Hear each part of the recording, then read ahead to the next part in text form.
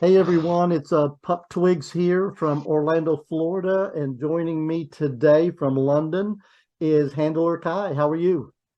I'm good, thanks. How are you doing today? I am doing wonderful. So I think you were kind of the very first handler that I've actually got to interview on here. Everyone has been pups or other types of critters, so I'm glad to have you on. You need to get more handlers in. There's loads of us out there. Oh yes, there's a lot more out there. I just need more to want to be a part of this. So tell me about the what the pup and handler community is like there in London.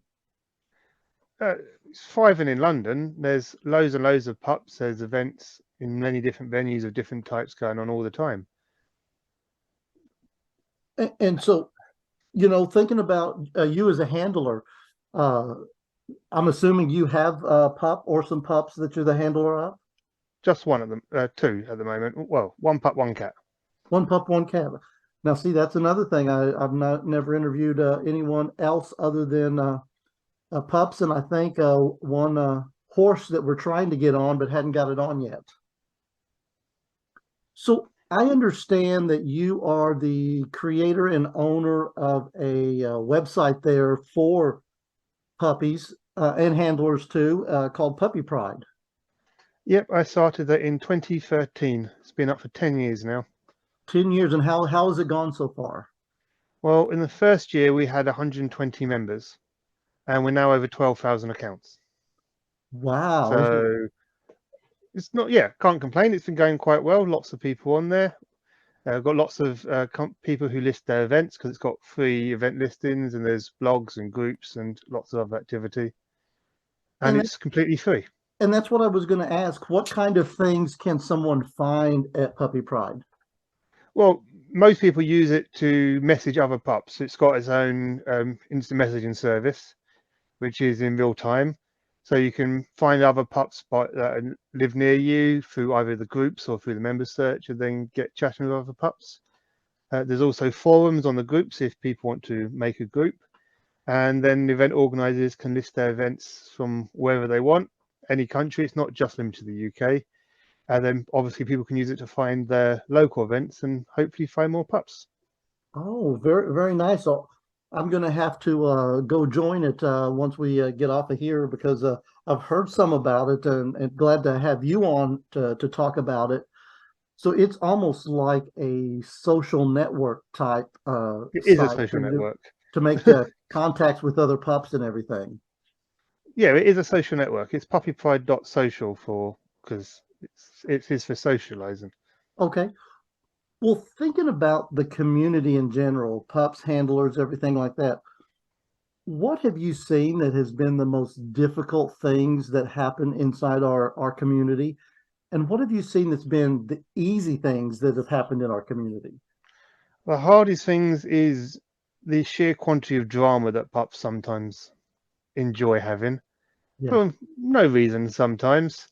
But it's very, very difficult trying when people split up, and then you've got both because it's a small community. You've got both people then moaning at everybody else about each other, Yeah. and it happens with great regularity as it does in all small community groups.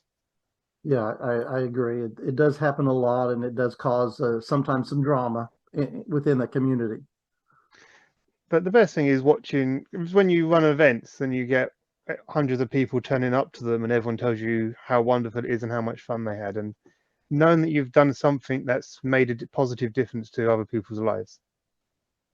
Yeah, there's nothing like those pup events. We all get together and just have a blast. I look forward to every one I get to go to. So when you think about this community, is there anything that you would want to change? Um, I wish people keep the drama at home, but Yeah, no, not really. I mean, I think the community is constantly growing quite nicely as it is. On the most part, the events are getting bigger and better, and we're getting more of them, and there's more spaces for pups everywhere at the moment. And I think at the moment it's already growing as it should do. I wouldn't change anything too quickly because too much too fast doesn't help. No, you're You right. need to, It doesn't. It has to be a slow change. yeah, you need to make the changes when the changes are needed rather than jumping things. Yeah. So being in this 10 plus years, if you had somebody that you knew that was just now starting to get into this community, what kind of advice would you want to give them?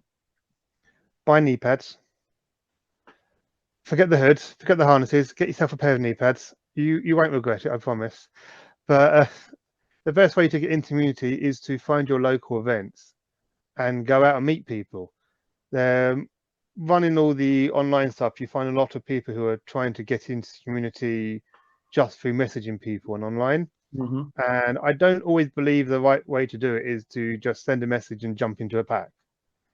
I think people need to find their local events, meet local pups, and experience the community by in person through meeting other people rather than just jumping right into things. So being a handler, have you run into any challenges being a handler there in London? What as from a for being a handler? Not really. No. No, I mean I take pups for walks outside, and we've never had problems doing that. Okay. And I mean, there's always problems with running events and stuff, but that's just running events rather than actually just being a handler. Sure, sure. Well, what kind of hobbies do you have there in London? What do you like to get out and do for fun? Play board games. Oh, do you Yes, I'm really? a geek. Yes, I play board games. What kind of board games you like? All of them, Oh, except Monopoly. That one's banned. Now, why is Monopoly's Monopoly banned banned? because it's shit. Well, okay. I I mean, but I play Settlers of Catan, Carcassonne, Le Havre, Terraforming Mars. We've been playing Rummy Cub, which is a very old tile game recently. But I've got hundreds of board games that I play, well, both okay. online and offline. Very good. You're the first one that's come up with board games, and I do. I love card games, board games, and things. In fact, I got friends coming over tonight that's going to come over and bring a drinking card game. So, I don't do the drinking card games. I like the thinking card games. oh, well, there you go. The That's more rules, the better. more rules. All right, awesome. So, what kind of events do you have coming up in your area here in the near future? So I'm on the one of the people who helps to run an event called Pop Out London, Hmm. and that happens once a month on the second Tuesday in a local pub in central London. It's not that local, but Okay. we get between 80 and 100 attendees turning Oh, up, nice. and we have 25 square meters of padded flooring. We have dog toys, some squeak, some don't. There's a ball pit, dog beds, blankets, and we do trying to do different talks and workshops in the morning, and in the afternoon we have walkies about 2ish. So we take the pups around the local community, and then there's a raffle every month as well at 5 o'clock, so pups can win some cool pup stuff.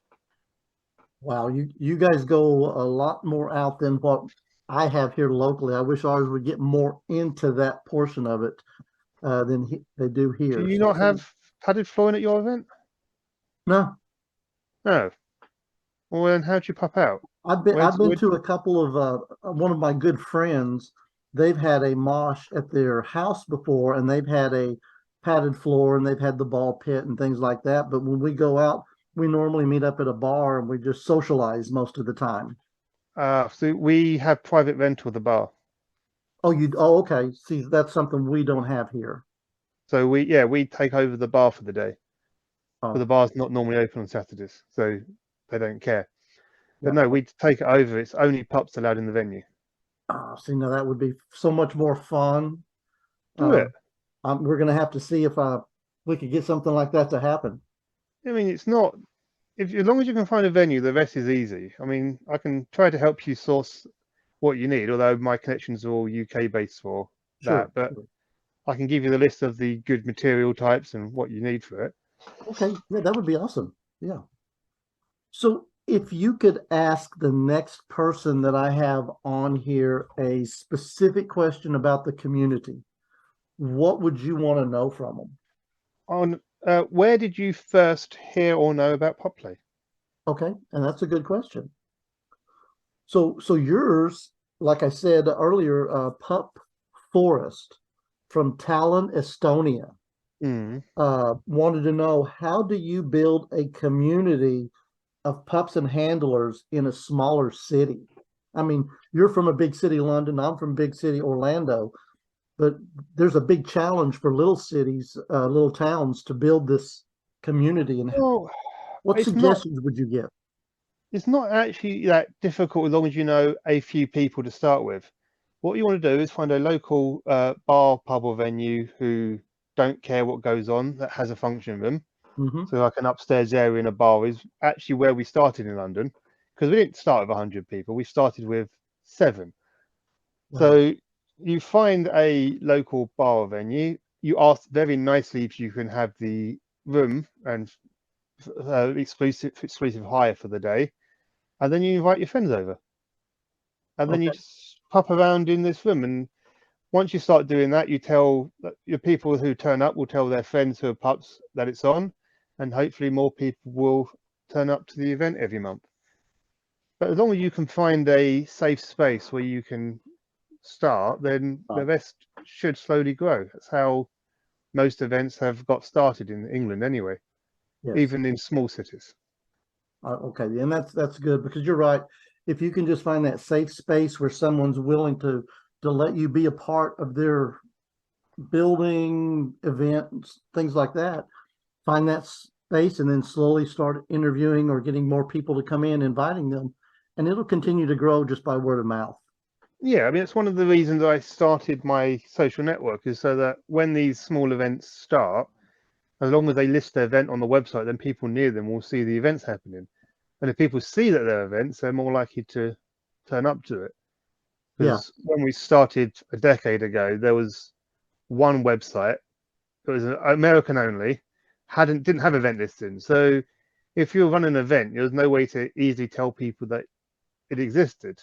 Right. So I built my website so that events could advertise better, so events could find more attendees, and hubs could find more events to go to. Awesome. I love that. So if there are other pups or handlers that would want to reach out to you and say they saw you on Unleashed, or just want to reach out to you in general, how could they reach you? What social media would you like to share? Well, my Twitter handle is Puppy Pride, and yes, it's still called Twitter. Yeah. Otherwise, just log on to the Puppy Pride website and message the admin. I mean, there's full instant messaging service on there, and I will reply to all messages I get. Okay. All right. Sounds good. Or, or if you have Telegram, you can join Puppy Pride on Telegram, Okay. and that's the lobby for our group of rooms. We do have country-specific and language-specific groups, including American one, UK, Germany, France, Spain. We also got Netherlands, Belgium, Wow. and I think Italy. Oh my. Yeah. I'm definitely going to have to get onto that and stuff to be a part of it. So, well, any last words from you before we get off of here? Always be yourself. Don't let the haters win, and be more dog. But have Awesome. fun and stay safe. All right, great, great. Well, it was so great to get to talk to you, and I'm sure we'll be talking soon. Brilliant. I look forward to it. All right, bye. Bye.